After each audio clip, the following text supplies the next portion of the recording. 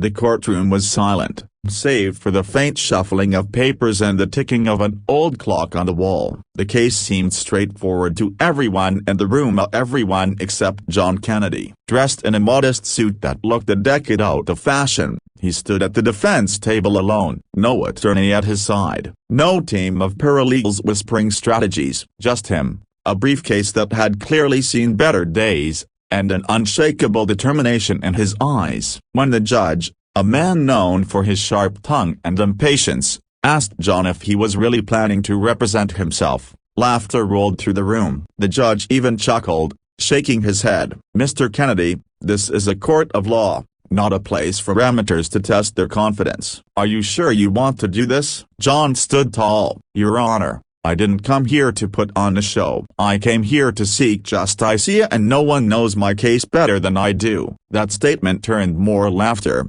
this time from the opposing counsel, a highly paid lawyer with decades of courtroom victories under his belt. The gallery was filled with people curious about the case, some even whispering bets on how quickly John would lose. But what no one in that room knew was that John had spent countless sleepless nights poring over legal books, case files, and precedents. He wasn't just desperate, he was prepared. The case revolved around his family's land, which a powerful corporation had been trying to seize under a questionable claim. They had resources, connections, and money. Job had only his resolve. The corporation's attorney began with a polished opening statement, filled with legal jargon designed to intimidate. John's turn came, and the judge leaned back with a smirk, clearly expecting a stumbling amateur's rambling speech. Instead, John's voice rang with clarity and conviction. He began by telling the story of how his grandfather had bought that land after returning from war,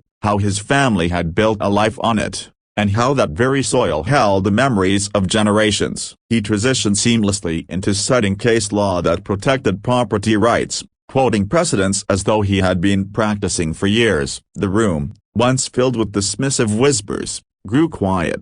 The judge's smirk faded into an expression of surprise as John dismantled the opposing attorney's arguments one by one. The opposing lawyer tried to interrupt, object, and rattle John, but John remained calm. Every objection was countered with precision, every point of law backed with research. His passion and preparation combined into something undeniably. He was fighting not just for land, but for dignity, justice, and his family's legacy.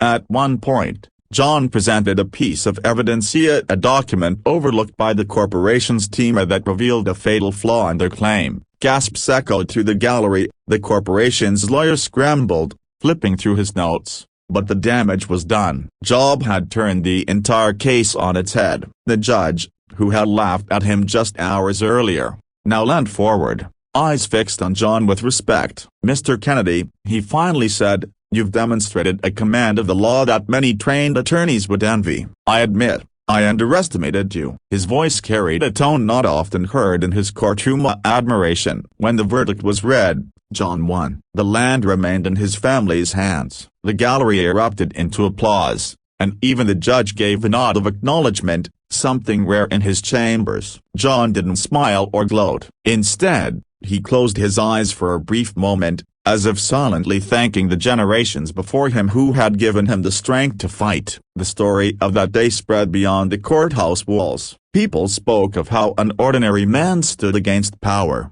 money, and arrogance and prevailed with nothing but his determination and intellect. John's courage reminded everyone that sometimes, brilliance isn't found in the polished halls of law schools, but in the unyielding heart of someone who refuses to give up. And the message lingered long after the trial was over: never underestimate the quiet strength of a person fighting for what they love. Sometimes, genius is born not out of privilege, but out of necessity.